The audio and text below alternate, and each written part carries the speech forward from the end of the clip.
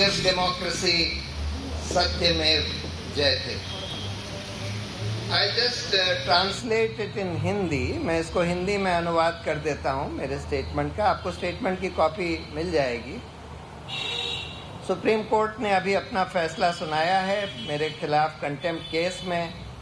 मुझे दोषी का करार दिया है कंटेम्प्ट के लिए और ₹1 का फ़ाइन लगाया है और बोला है अगर मैं फ़ाइन नहीं देता तो 3 महीने की जेल और 3 साल के लिए सुप्रीम कोर्ट से मुझे बार कर दिया जाएगा। मैंने पहले ही बोला था कि मैं जो भी सुप्रीम कोर्ट मेरे खिलाफ सेंटेंस देगा मैं उसको खुशी खुशी मान लूँगा, ऑफ कोर्स सब्जेक्ट टू मेरी जो राइट है इसके खिलाफ अपील करने की। क्योंकि मैंने जो कहा है वो मुझे लगता है, सुप्रीम कोर्ट ने तो उसको बोल दिया कि ये कंटेम्प्ट है, मुझे लगता है कि वो हर नागरिक का सबसे अहम कर्तव्य है। सच बोलना, जहाँ गलत हो रहा है उसके खिलाफ अपनी आवाज़ उठाना, ये हर नागरिक का सबसे बड़ा कर्तव्य है। मैं ये फ़ाइन दे दूंगा, लेकिन जो मेरा राइट है इसके खिलाफ चाहे रिव्यू फाइल करने का चाहे रिट फाइल करने का, दोनों कंटेम्प्ट का जजमेंट और सेंटेंसिंग के जजमेंट को चैलेंज करने का, वो सब मैं करूंगा।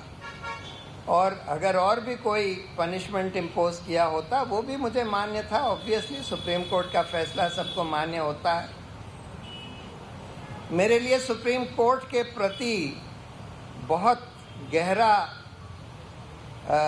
रिस्पेक्ट रहा है शुरू से, जब से मैं प्रैक्टिस करता रहा हूँ। अब मुझे करीब 37 साल हो गए, 37 साल से ज़्यादा।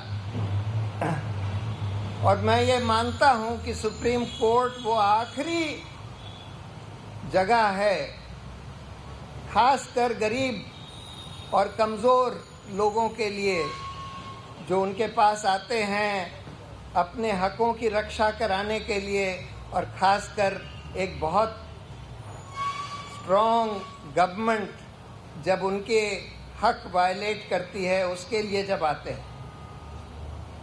मेरे ट्वीट कोई सुप्रीम कोर्ट या न्यायपालिका को चोट पहुंचाने के लिए नहीं करे गए थे, लेकिन इसलिए करे गए थे कि मुझे लगा कि सुप्रीम कोर्ट हाल में जो उनका बहुत अच्छा रिकॉर्ड रहा है उससे थोड़ा सा फिसल गया है। ये इशू ये नहीं है कि मेरे बनाम सुप्रीम कोर्ट के जजों के या मेरे बनाम सुप्रीम कोर्ट के। सुप्रीम कोर्ट को जीतना चाहिए। सुप्रीम कोर्ट अगर स्ट्रांग होता है और स्वतंत्र होता है तो हर नागरिक इस देश का जीतता है, ये देश जीतता है। अगर सुप्रीम कोर्ट कमज़ोर होता है तो हर नागरिक के लिए हार है।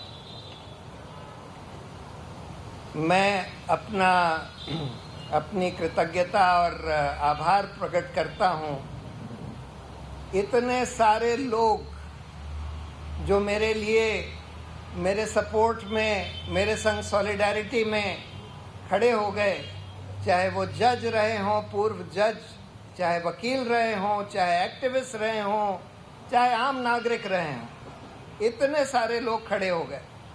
और इससे मुझे बहुत हौसला मिलता है और बहुत उम्मीद की किरण जगती है कि देश में ये अभिव्यक्ति की आज़ादी को इससे मजबूती मिलेगी और न्यायपालिका की जवाबदेही और न्यायपालिका में जो बदलाव की ज़रूरत है, इस कैंपेन को भी शक्ति मिलेगी।